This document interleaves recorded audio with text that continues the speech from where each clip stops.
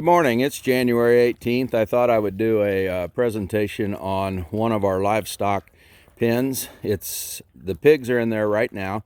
This is a utility pen. It starts out with a double gate. The reason you have a double gate is animals, as you come through, will try to get out, and they usually don't run very far, but it's just easier to not have to go convince them to get back in their pen.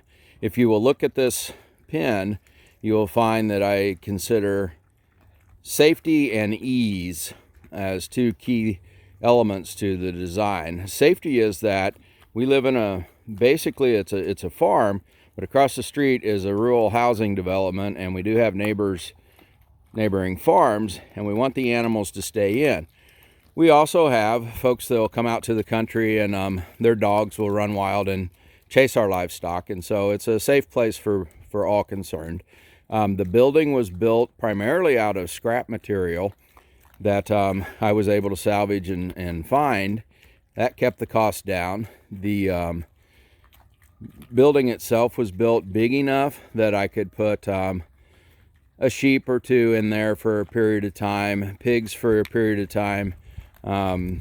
Other animals, I've used chickens in here, lock them up at night and let them roam through the day. So this is a very good utility pen, and I recommend that you have one if you start getting into livestock beyond poultry. You will notice that there's an electric fence along the bottom that's 6 inches from the ground and then 8 inches from that 6, so a total of 14 high.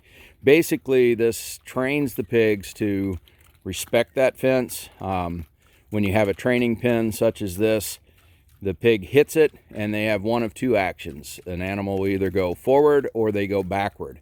If they try to go forward, they can't get out, and then they have to back up. And so this trains them to respect that fence and back. And so later, when they're in the woods pasture, and the only thing that's holding them in is the electric fence, they will respect it.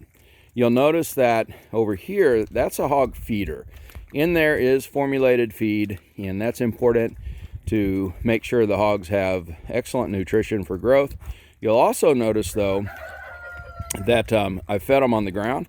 I go in the pen every day, and I talk to the pigs, and I pet the pigs because I want them to be basically tame. Now, that makes it difficult when two of these pigs go off to be butchered, but that's the way that works. And you want your animals calm, and you want to treat them with respect. I think that's very important.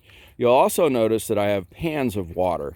In the winter, the gravity-fed nipples can freeze, and that can cause you problems with the nipples and actually, bust it.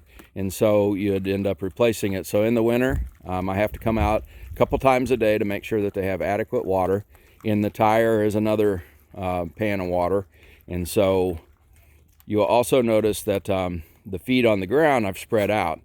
Pigs are just like people, and they don't care that they've got enough in front of them. They want to go after what somebody else has. So if I put that all in a pile, one pig will fight the other pig, and they will go back and forth until they push each other out of the way, and etc. Even when you spread it out, that's just the nature of pigs. Pigs also root. I know that the two pigs over here, the black and the orange one, are coonies, and then you've got Gloucestershire old spot pigs. They root less, but the old spot pigs especially do root, and so you have to give them an area that allows them to follow their nature, and I think that's important as well. It means that every day I have to check that fence because they will root dirt up over it, short it out, and then that'll lose effectiveness there.